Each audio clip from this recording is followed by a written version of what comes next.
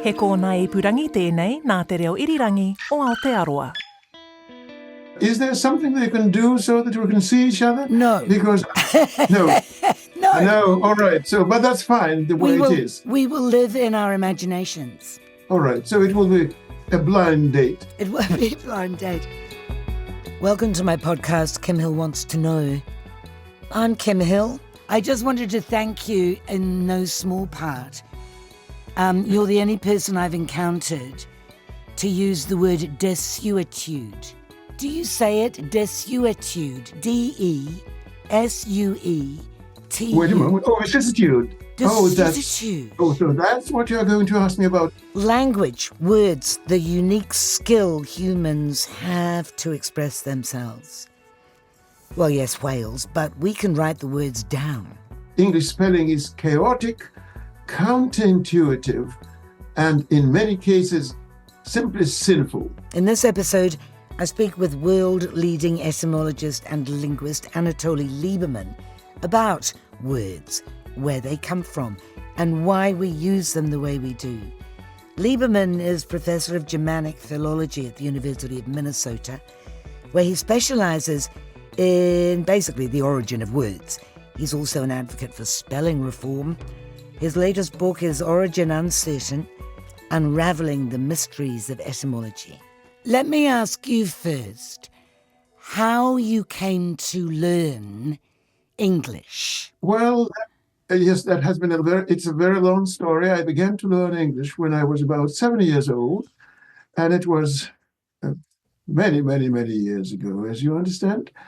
And many vicissitudes of all kinds are behind now. I began to learn English at school, and then with a private tutor. But the private tutor was a Russian speaker because all that happened in Russia. And it was a very mediocre process from every point of view. English was, or a foreign language, in my case it was English, was an obligatory subject at that time in the Soviet Union, but it was taught very badly and nobody learned anything. But I had a private tutor. That is simply someone who came once a week, spoke English and read English books with me. And it went on for many years. And I began to speak rather fluently. And then it became my main line of specialization because I became a student and, using an American term, a major in English. There I had some very good teachers, but the funny thing is that I never had contacts with any native speaker of English because native speakers simply didn't exist around us at that time. So I was taught by probably the third generation of English speakers who had never had any contact with anyone whose English was a native language. And this was Russian English, really.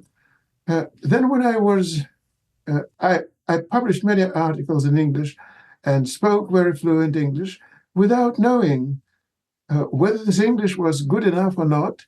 And then in what was it? It was 1975. I came to the United States, had to correct a lot of things, to learn a lot of things.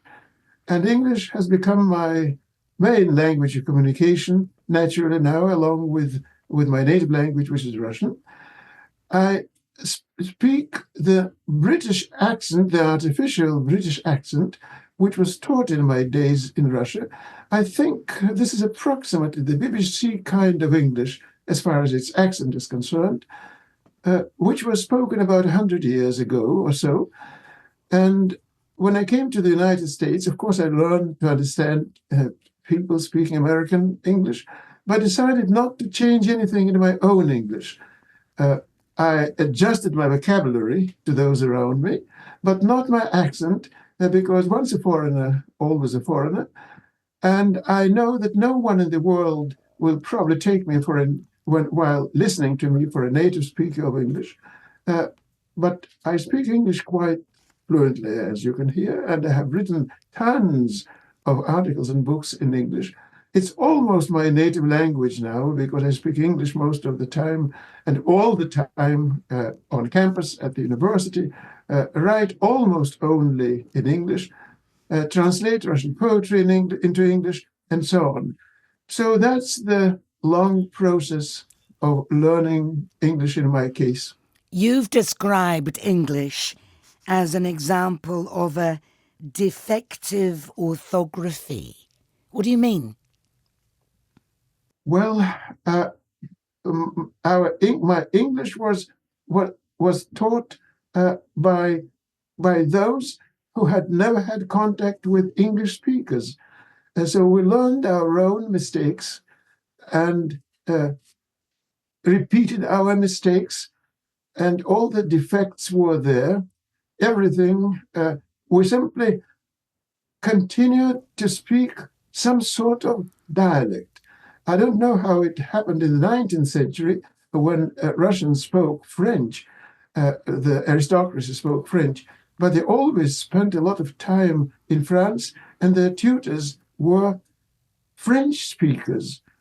They probably spoke some kind of artificial French to begin with, but then they would go to France and learn to speak French and were absolutely indistinguishable from French speakers.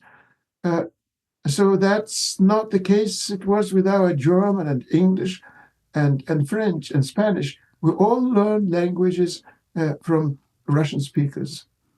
So English is such a jumble of, Romance languages and German, Old and Middle and Slavic and Scandinavian and Indo-European and Latin and Greek and Celtic and blah. Is it unusual among languages that it has taken so much from so many others? Yes, rather unusual, though all languages were, of course, exposed to foreign influences. It depends on a country's history to a certain extent, or probably to a very great extent. In some isolated communities, which have never been exposed to foreign invasions or to foreign influences, their languages remained in their so-called purity. That's the case, for example, with Icelandic, which is a Norwegian language, but the language of colonizers. And though now Iceland is unfortunate to speak too much English, Icelandic remained Icelandic with very many borrowed words. But the history of Great Britain, especially in the Middle Ages, made it absolutely impossible for English to remain pure, quote unquote. First, the Scandinavian invasion, and then an influx of Scandinavian words. That was in the rather early Middle Ages. And though King Alfred managed to beat Scandinavians, that was Danes, of course, not Norwegian or Swedes at that time, 2/3 of England, a very huge territory, were occupied by Norwegian speakers. So we have hundreds and hundreds of words we don't even understand, that don't feel that they're foreign, and they're no longer foreign. Then in 1066 came the Norman invasion, and French became the language of England, of the upper level of English speakers, upper strata of English for 2 centuries. And it took the country some time to begin to speak English, for everybody to begin to speak English.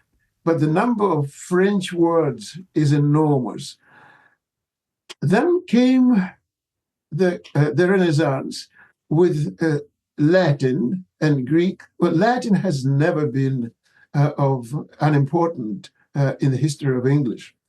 And Latinisms are still around. Sometimes it's rather hard to distinguish between what was borrowed from Latin and what was borrowed from French. So Latin and Greek, just as you said, a jumble of various languages and of many words. As a result, today, only monosyllabic words are native. come, go, see, look, set, and so on. Of course, some of the words are monosyllabic, even if they're not English, because English has lost most of its endings.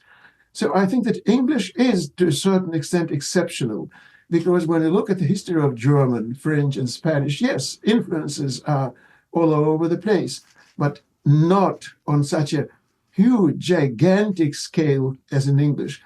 That's why it's very hard to learn English. And that is why, in order to read an English book, a good English book, let's say a 19th century Victorian novel, one has to learn a lot of words. That is also true of good American novels of the 19th century. Mark Twain, for example, Mark Twain's vocabulary is extremely rich, almost like Dickens's.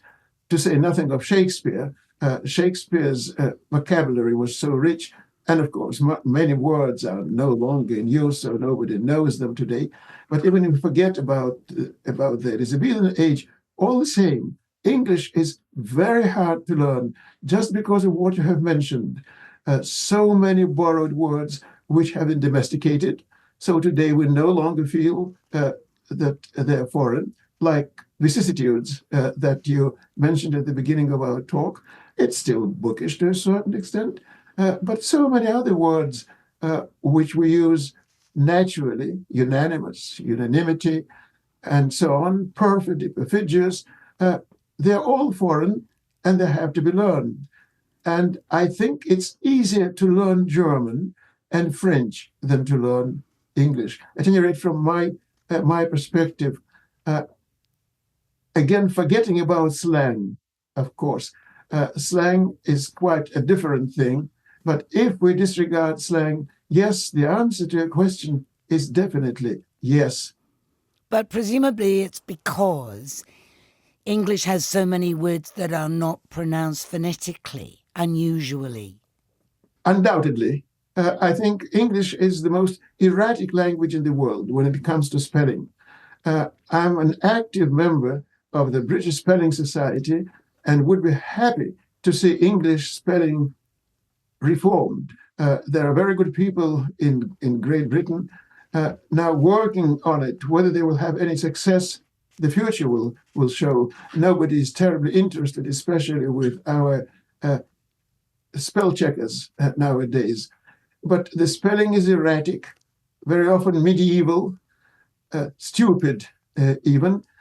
And to learn to write English, to spell English correctly, is a very hard process. And that's why the Spelling Society is constantly saying the psychological burden, the economic burden, not only on foreigners who are constantly in trouble with English spelling, but seeing words with all kinds of letters which mean absolutely nothing. English is definitely unique from this point of view. It seems odd that an etymologist would want spelling reform. Would that not make it more difficult for you to decode the history of a word? No. An etymologist, doesn't have to depend on modern spelling. However, spell a word. In order to be an etymologist, you study the history of the English language and of some related languages, and even sometimes some unrelated languages. If you deal with borrowed words, let us say from Chinese or from an African language, modern spelling is no guide to etymology in most cases.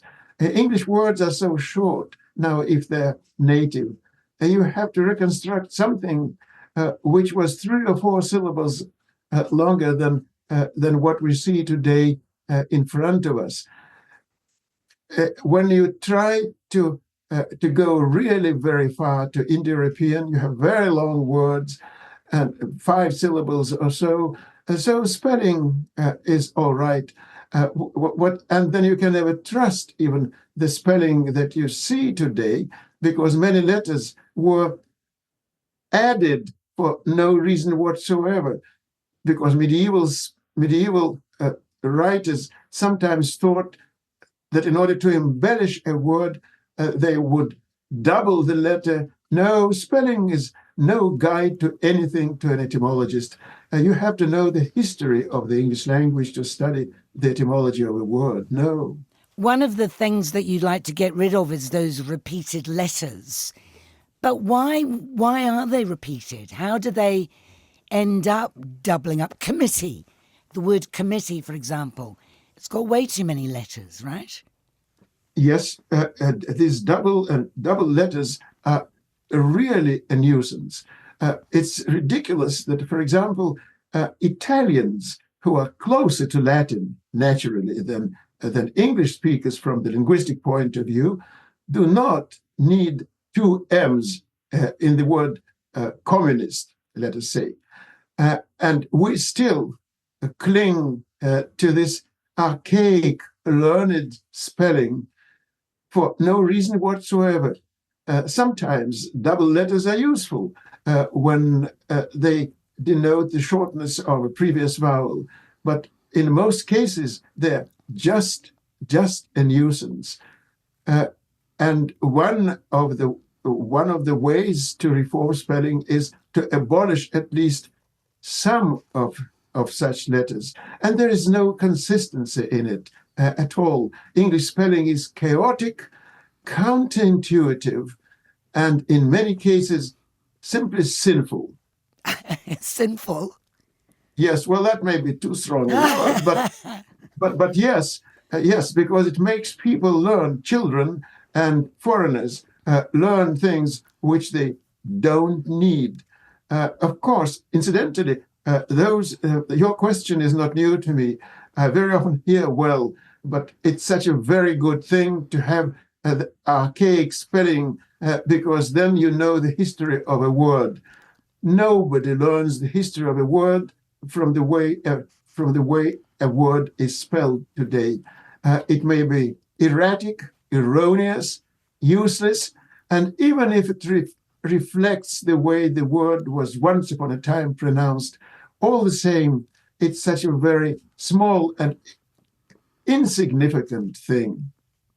I understand what you're saying, but it sounds very utilitarian. And I'm wondering whether the English take pride in the strange construction of the language, a bit like the royal family, you know? You look at the paraphernalia surrounding the royal family and you think this is crazy, but there it is. Yes, you're right. And that's the usual discussion. That's what people always say, that for the purposes of our heritage, for culture, and for so many other things, it's good to retain certain things.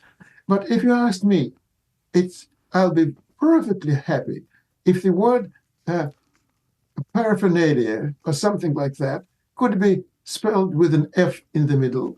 And we do spell fantasy and fantastic with an F at the beginning, and that's perfectly all right.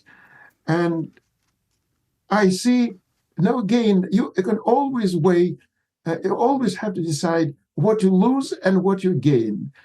Every reform means the same thing. There should be a balance. If you abolish something, you lose something, and then again something. Which result is more profitable, more useful, because there are all kinds of purposes. You want to learn English. If you're a child, you have to learn to spell English. And you spend hours and hours of learning words. Look at the papers of our students. And I have read hundreds and hundreds of students' papers. Even with spell checkers, they're still illiterate. Look at the way most of my students spell the word occurrence, which is pronounced occurrence in the United States, but occurrence is the British pronunciation. They never remember whether the end is E-N-C-E or A-N-C-E. And who cares, really? Because it's the same pronunciation. And who cares whether there are two C's or not there? So you don't care. When your students submit papers full of misspelling, if they don't have spell check, of course, do you not mind? No, no. Well, I follow the trend. I spell everything the way it should be spelled. I'm a reformer and not revolutionary, and it's all right when I see the word the way it is spelled. But even I sometimes have to make sure that I spell the word correctly. And when the spell checker tells me that it's wrong, well, look at the way what Americans did in the days of Noah Webster. Look at words like color and honor, which are spelled, of course, with UR and not with OUR, with OR and not with OUR in the United States. Look at some of the double letters that have been abolished. So America has not collapsed after Webster's reforms. And Webster was naturally an American nationalist. So he wanted to speak and write something which is called American English. American English is a word that so many other scholars and lexicographers used in the past. But color without one letter at the end is perfectly all right, smells just as sweet to me and seems just as good to me. The same problem is with one word or two, which is a terrible nuisance, really. Forever. One word or two. One depending in British spelling, of course, two words, fare thee well, forever, as in Byron. And it's one word in the United States. Any difference? No difference whatsoever. But every time I write something, especially when I have to follow the spelling as it is in British spelling, I wonder, will there be a hyphen there? Is it all right without a hyphen? So even I have to consult a spell checker and remember, no, that is British. That's not American. And I'm now writing an article for a British journal, and I write things for the BBC Magazine of History. So I have to remember, yes, that should be the way it's done there. And when I write something for an American periodical, then I remember how it is done. Yes, when one has spent decades doing these things the way I have done, it's perfectly all right. But if we talk about the process of education, small children who have to learn reading and writing, it would be better to reform spelling, at least to a certain extent. This talk has been going on for 150 years. And there was a time in the days of George Bernard Shaw when things seemed to go the way the reformers wanted. But then the First World War, the horror of the afterwar period, then the Second World War, all kinds of revolutions, the people had many more important things. On the other hand, yes, slightly more important than spelling, yes? Yes, that is the way to survive. So people could not spend so much time on intellectual pursuits. And that is why the whole problem of spelling more or less was forgotten. But now there are attempts to revive the process. Whether they will be successful or not, the future will show. What do you think about Esperanto then, which as I understand it is phonetic? Esperanto is a very good toy, and that's all there is. Esperanto is fine. If you want to speak it, go ahead and speak it.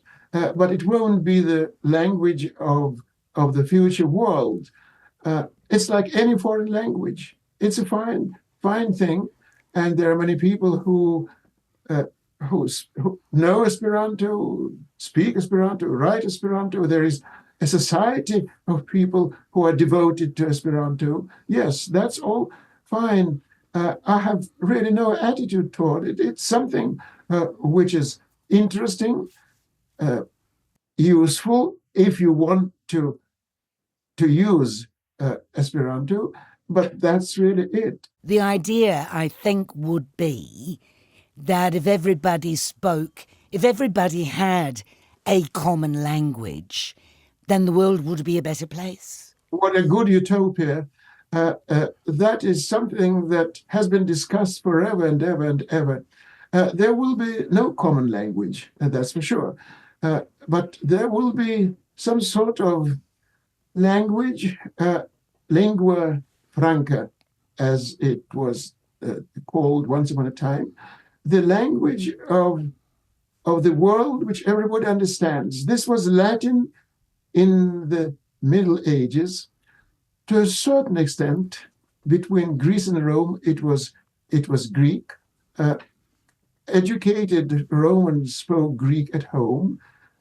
Caesar spoke Greek at home. And then it became Latin in the Middle Ages with the spread of Christianity. If you wanted to speak to someone, an educated person, you wanted to travel all over the world and speak to educated people, then you had to speak Latin. Nowadays, it's more or less English. Of course, the world is large and English is only one language, but it is a useful thing to know English if you travel around the world. It's not a common language. It's a useful language if you are a foreigner. And if you are in Scandinavia, for example, everybody will understand English. In Germany, many people will understand English. In France, some. In Italy and Spain, few. And I cannot speak about Japan and China, but English won't take you too far in Japan. I've never been to China. And it won't take you too far in the Romance-speaking countries. But Spanish is a language which is useful in very many countries. But a common language, no, only a useful medium. And it depends on politics, economy, and many other things, not on linguistics.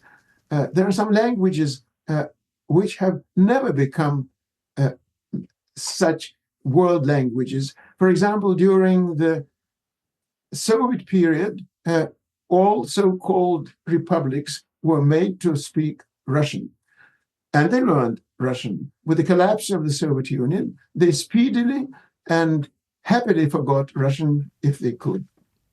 So, given that English is so difficult to learn and so inconsistent, why has it managed to be such a successful language? Well, because of the influence of the United States after the war and of the British Empire before the war. Right. It has nothing to do with linguistics. In general, it is the same thing with Latin. People spoke Latin because of the dominant role of the Roman Empire, not because Latin has so many beautiful conjugations and declensions. Did you say a little earlier that the Romans, like Julius Caesar, would have spoken Greek? This was a fashion. It was Rome destroyed Greece, conquered Greece, and destroyed it to a very great extent. But Greek was supposed to be the language of great culture. And all educated Romans, all of them, thought that speaking Greek is necessary. That was a sign of great culture. Just as in Russia, if you were a Russian aristocrat, and if you want to get anywhere in high society, you spoke French. This was so, for example, your question is about Greek, but it's exactly the same thing about Russian French. The greatest Russian poets, like Pushkin and Lermontov, spoke French at home. Pushkin spoke only French with his wife and wrote letters only in French to his wife. And in society, at court, for example, everybody spoke only French. So Frenchmen, when they came to Russia, felt absolutely at home. This is something that is mentioned in Tolstoy's War and Peace. French soldiers occupied Russia, and were surprised to find that officers spoke French better than they did. That's the same thing with Greek in the days of Julius Caesar. Those who know something about Rome and the assassination of Julius Caesar probably remember that when Brutus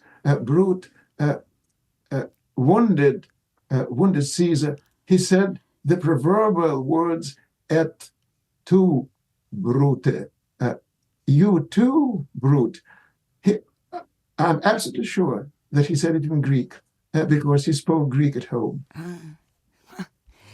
Did Shakespeare invent words, or did he ensure their survival? Shakespeare was a popular playwright, and he wanted his audience to understand his plays. Forgetting about the sonnets, which are not full of rare words, but his plays are full of street slang and many, many words which he picked up, who knows from where, from Stratford-on-Avon or from London. We don't know that. But he, as you said, he certainly immortalized those words.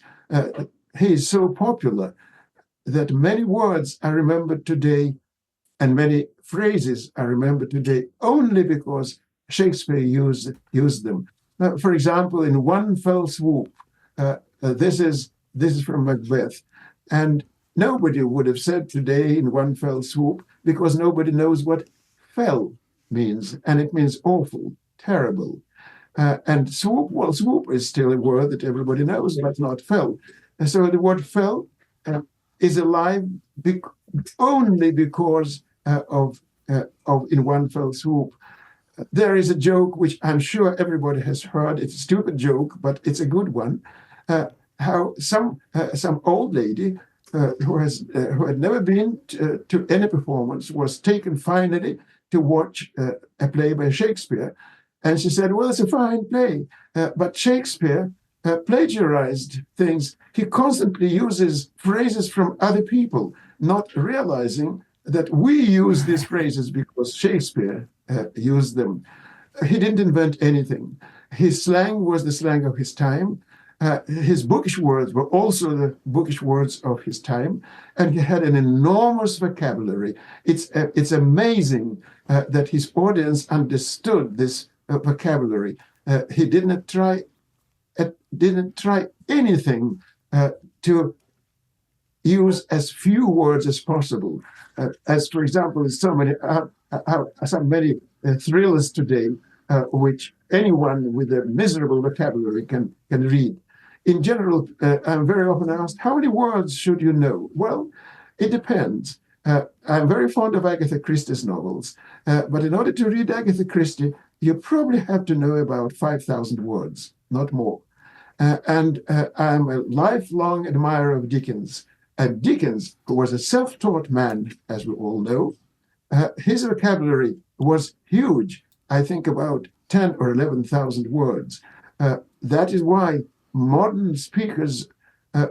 English speakers, at least in the United States, have great trouble reading some pages in Dickens, forgetting about slang, of course. Slang is short-lived and is hard to learn. But Dickens's language is very rich. So how much English should you know to read Dickens? A lot. The same is true of Mark Twain. Mark Twain's English is, again, a man who didn't have any great education and was a self-educated man. His vocabulary is splendid, and there is a lot to learn before if you're a foreigner, and even if you're a native speaker, to read the Connecticut Yankee in the court of King Arthur or anything like that. Even Tom Sawyer, even that book. No, they didn't invent words. And sometimes it's curious to see how words are used, and we think that they're bookish, but they're not. For example, from Agatha Christie, I learned one of my favorite expressions to be in a brown study. That is to be either to be in a mood, we would say. Deep meditation, something like that, usually gloomy. And I was surprised to find this in Huckleberry Finn, and Huck uses it. He says, I was sort of brown studyish. So Huck, whose vocabulary was certainly very poor, knew it. That means it was either slang or very conversational. Then I found it in Moby Dick, which is a very good book, and the vocabulary is very good. And the hero, the narrator, says, I went to bed in a brown study. I asked many people around me, do you know the expression in a brown study? They say either no or yes, I think I remember it, but I'm not quite sure what it means. So it was either slang or very common in American English 180 years ago.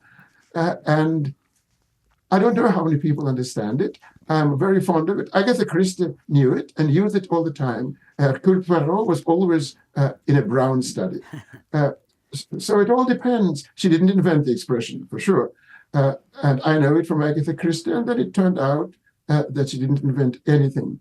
It's a rather subtle thing, who uses which words and which of them stay. But neologisms, that is, words which are coined by someone, are extremely rare and few. Some poets love neologisms, but those who write novels want to be understood by everybody, and they don't bend over backwards in order to be understood.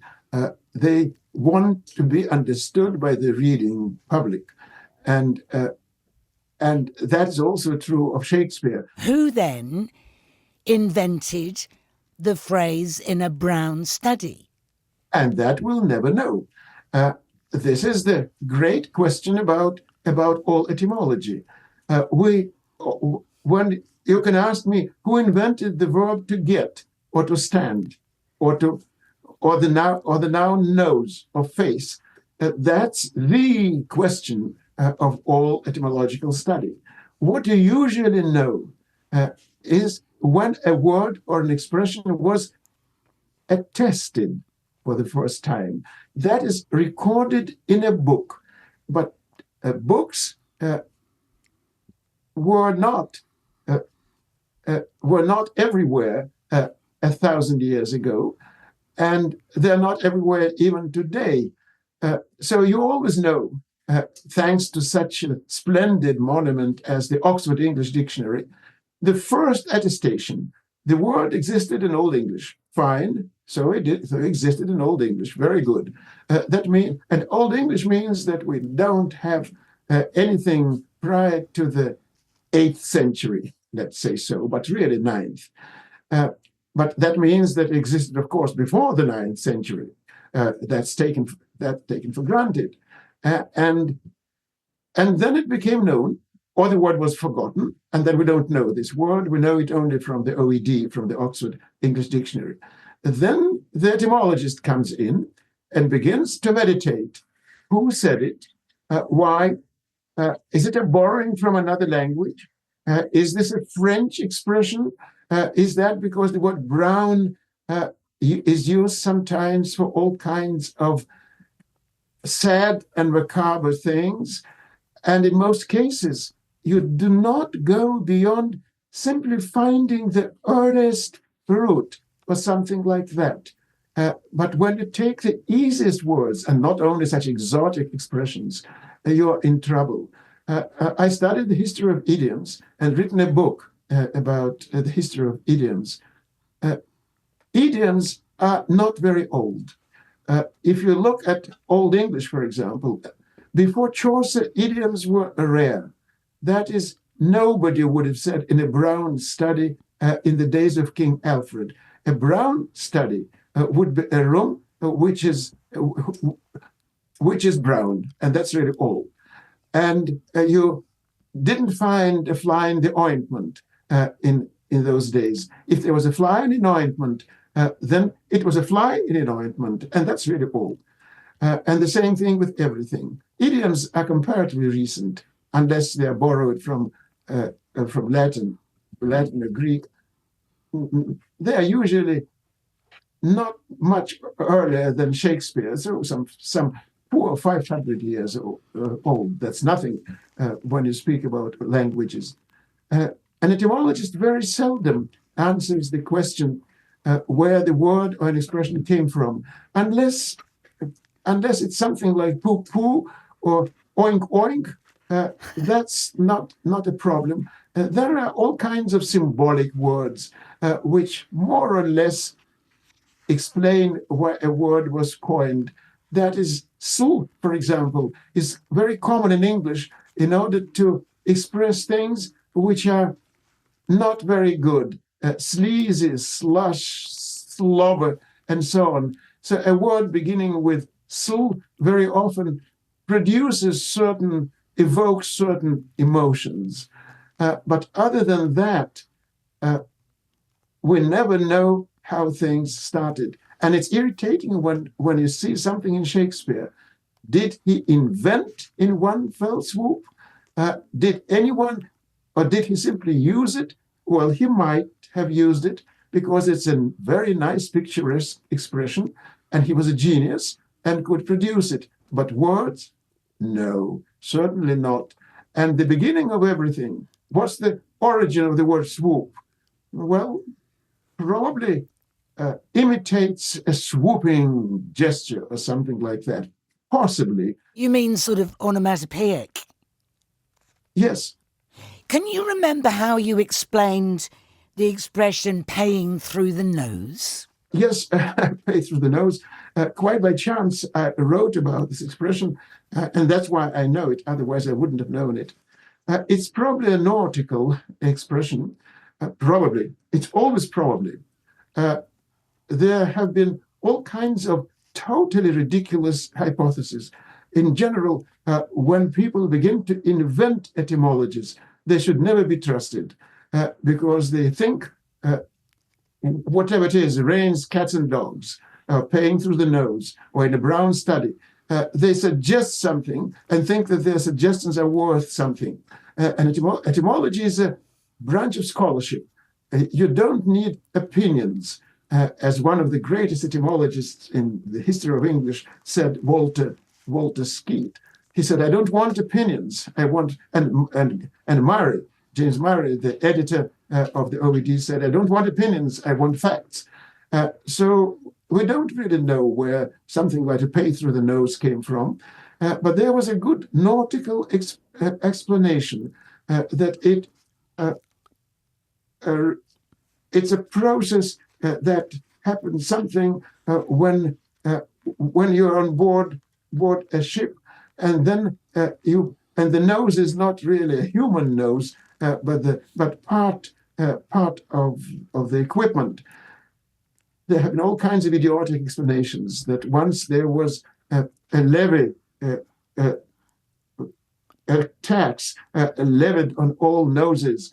That someone cut off someone's noses and so on. All these explanations should be discarded. The nautical explanation that I have read looks good, and that's really as far as you go, as far as you are allowed to go. Then you say, yes, that's probable. All explanations, unless they're absolutely obvious. For example, a certain word came to English from Latin. Well, that's a fact, but that's not an etymology. It's only one step back from today. In most cases, etymologists, if possible, are probable, good, sound convincing, rather persuasive. But if someone comes with a better hypothesis, then very good. I don't understand how paying out an anchor through the nose of a boat would come to mean somebody paying too much money for something. Well, because it's a figurative use from it. You pay through the nose, and this is paying. This is making something which is huge, exorbitant, and that's the same thing with everything. And then it's and then this expression, which would mean to make a great effort to use the equipment on board a ship that entails a great strain, then it would be used by people on board a ship figuratively, like so many other expressions which are figurative, which are no longer connected with the source. So you pay through the nose. You no longer do it on board a ship. You simply either make a great effort, and then once narrowed down to financial operations, you would use it paying exorbitant sums rather than making a very strenuous effort. I see. That's a common thing. I see. That's a common, like beating about the bush. It's known very well that this is a hunter's expression. This is what people did while hunting. And they beat about the bush in order to frighten the bird there, so that the bird would fly, and the hunter, someone with a gun, would kill the bird. Now we beat about the bush, and there is no bush around. No bush. And it's used to describe somebody who is refusing to come to the point. Well, yes, that's exactly the same thing. You come to the point, and and there is no point. There's no real point. So many expressions are figurative. They began under humble circumstances, and then pried themselves loose from their environment, began to be used loosely, and then today nobody knows how it all started. I like very much a piece in your book, Origin Uncertain, where you explain how the word help meet came about from the authorized version of the Bible. Yes, that's how many expressions appear along the same lines. Since you are so kind as to have read my book, you know that practically every word and every expression discussed there has an intricate history. And how often I say at the end of my story that nobody really knows for sure whether my explanation is correct or not. And sometimes you can trace an expression or a word to its source, but that's so very rare. Etymologists come away with good answers so rarely, almost never. I haven't discussed such words as boy and girl in this book, but in my dictionary. Nobody knows for sure how these words appeared. We know when they were recorded. And sometimes, oh, that's where it started. Oh, that's how it was. Well, then you're lucky. So, just to return to help meet, in the authorized version of the Bible, it says, "And the Lord God said, it is not good that the man should be alone. I will make him a help, meet for him." In other words, a help suitable for the man. But Yes. we put help and meet together, and now we have this new word that we've Yes. used ever since, really. That's right. That's right. And it's probably a correct explanation. I didn't invent it, of course, and would have been very happy to invent it, to discover it rather than to invent it. But that's exactly how it happened. One of the rare cases when you can disentangle the entire knot, and by the entire knot, K-N-O-T, the entire knot, and see how things started. And you say, oh, so that's how it all began. Fine. That's probably correct. So how do you feel about, as a purist might say, people using words wrongly? You know, for example, a lot of people use the word refute now to mean reject, as opposed to Yes, prove wrong. Do you care? yes, yes. That's a very good question. You will be amused if I say that most the words that we use today are the result of mistakes. Uh, people, we language changes because there are so many people speaking it, and not everybody remembers just this one meaning of a certain word. Then there is a slight deviation, and the word will be used in a different context or slightly different. Then this word will be repeated by someone else. You look at the history of every word, and you will see that everything is really wrong. Let me give you one of my favorite examples, in addition to the example that you have given. You are very fond of something. What is fond? Well, that means you like it very much. You are very fond of something. You look at this history, and not too far back to Shakespeare, and you find that fond means stupid. King Lear says that he is an old, fond man when he realizes how stupid he was when he began his career and when he rejected Cordelia. He was a fond old man. Then fond from foolish, stupid, came to mean being foolishly in love with something, being over enthusiastic about something, and then finally it lost its original meaning and uses almost the opposite of what it should mean. Is it the result of mistakes? No, it's the result of many people using a word.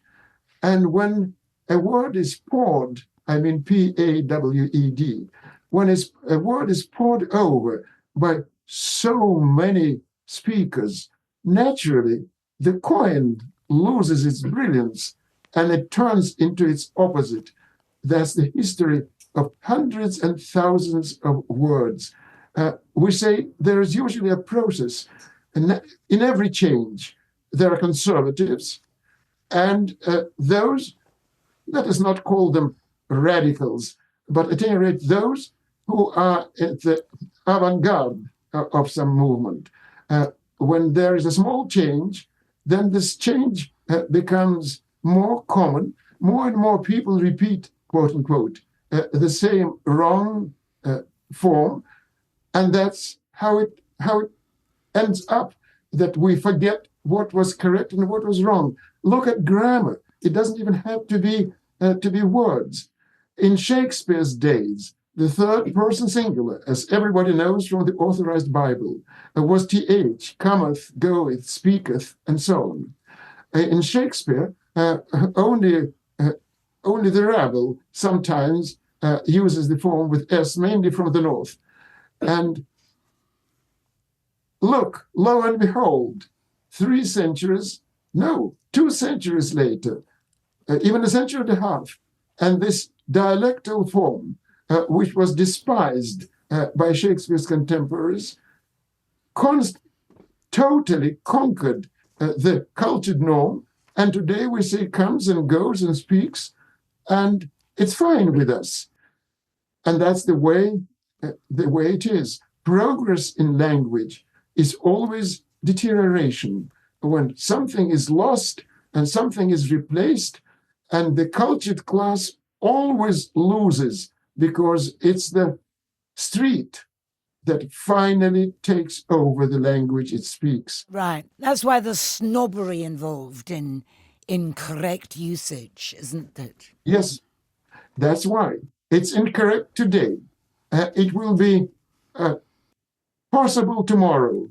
It will be correct the day after tomorrow. So when your students use the wrong word or a word in a sense that it is not accustomed to, do you pull them up or do you just accept it? That depends on the situation. Since I'm a professional linguist and a professor, I'm conservative in my language tastes. So the same is true of every editor, of course. Every editor is a censor and imposes his or her own norm on language. When I see something which I think it's still too progressive, so to speak, too deviates too far from the norm, I tell my students, yes, I know everybody uses this word in this meaning. Don't do it. Wait. Your children will use it and they will be happy. Let us be conservative at this stage. But I have no illusions about the future. It will be exactly as I've said. Just wait, and the new wrong form will take over, whether it is usage or not. When a word is used in its opposite meaning, when some phonetic version which is lost, or the stress that seemed so very wrong is now absolutely correct, and that's the only way in which you use it. And returning to your old question about invented words, if we look at the history of slang, and we know slang very badly because those words were not recorded in books. So we know slang for the last 4 or 5 centuries, crumbs of it. Only today, slang dictionaries exist.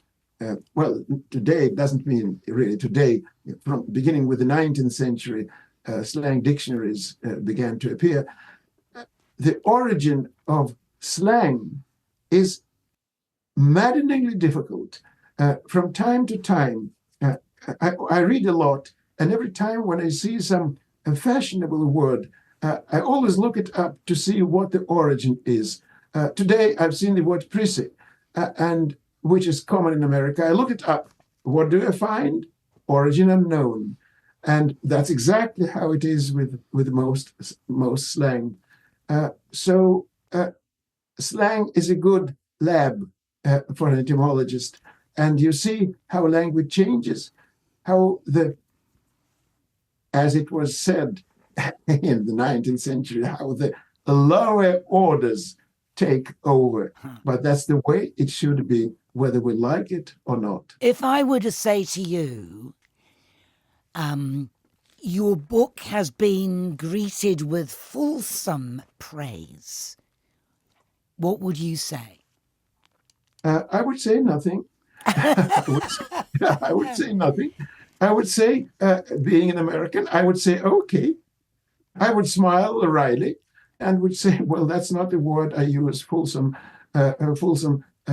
when I speak English.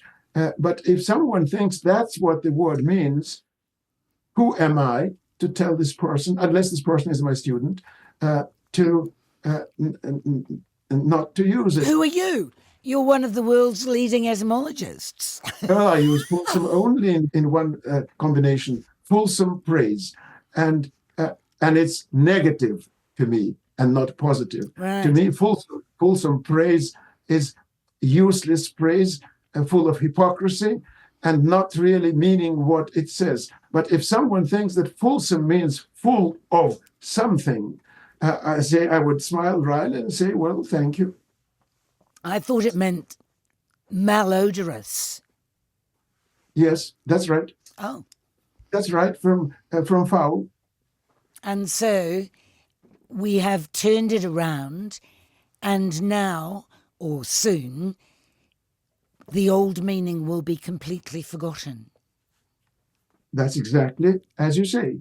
And that's the history of hundreds and thousands of words, like fond, whether it is fond or fulsome, doesn't really matter. Old meanings are either forgotten or no longer, or almost forgotten. And then one day, everything changes. it's unimaginable what happens when you look at the history of any word in the OED, Oxford English Dictionary. It's unimaginable what acrobatics language uses to change meanings into its opposite, vitiating the meaning and whatnot. Just so stories abound. For example, and you have poo-pooed this, the word posh being an acronym for port out, starboard home. Acronyms, you say, are always wrong? The etymology of posh is not what most people think. I forget now what the usual explanation is, but in general, I can say every time when a certain word is traced to an acronym, the explanation is wrong. That's disappointing. Yes, but that's how it is. In general, all etymologies which are invented by the public are usually wrong, because etymology is like so many other things, physics and chemistry and biology. You need to be a specialist in order to know the origin of a word or an expression. And just having an idea, or as James Murray said, an opinion is not worth a broken farthing on a market day. Is there a word that you wake up dreaming about, or is there a word that you wake up having dreamt about? The word that you would feel your career was perfect if you discovered the source of it? No, I don't think I have etymological dreams. I usually dream of other things, but my head is full of ideas and hypotheses. They have no control over me, but like every other specialist, I constantly think about these things, constantly ask myself questions, but once you may remember it, it's a very well-known story. A journalist asked Albert Einstein, I think it was during some performance, so the meeting was at a theater or somewhere, you don't have a notebook with you? No, Einstein said, I don't need a notebook. How strange. What if an idea occurs to you? Oh, he said, good ideas occur so seldom. It's very nice to talk to you. Thank you so much for your time. And thank you very much. It was a pleasure talking to you. Always a pleasure talking about words, and always a pleasure knowing that someone is interested in what I am interested in. Thank you. Thank you for listening to Kim Hill Wants to Know, hosted by me, fairly obviously, Kim Hill. Kim Hill Wants to Know is produced by Melanie Phipps, with help from Liz Garton and Brianna Uratich-Gregg. Graphics were designed by Robert Whittaker, and the original theme music was composed by the Phoenix Foundation. Particular thanks to RNZ's audio engineers, who've made everything sound, well, beautiful. Follow and listen on Apple Podcasts, Spotify, or any podcast app so you don't miss an episode.